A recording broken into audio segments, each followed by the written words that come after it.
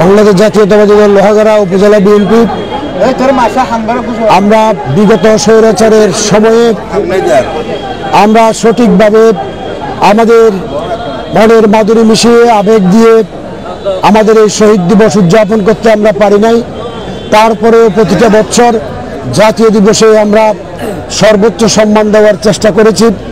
যারা 71-এ জীবন দিয়ে দেশকে স্বাধীন করেছে, 24-এর 5ই আগস্টের পরে স্বৈরাচারিণী শেখ হাসিনা এই দেশ থেকে পালিয়ে যাওয়ার পর দেশের পরিবর্তিত পরিস্থিতিতে আজকে দেশের মানুষ নিজেকে সম্পূর্ণ স্বাধীন মনে করে।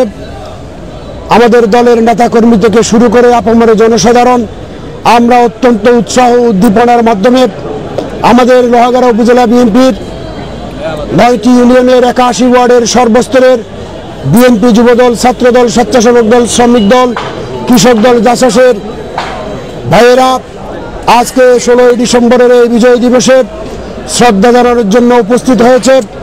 আমরা এই বিজয় দিবসের শপথে এই দেশকে আমাদের নেতা জনাব তারেক রহমানের নির্দেশ অনুযায়ী আমাদের দলকে, আমাদের দেশকে গড়ে তুলব, সেই প্রত্যাশা ব্যক্ত করে আমি আমার বক্তব্য শেষ করছি। ধন্যবাদ।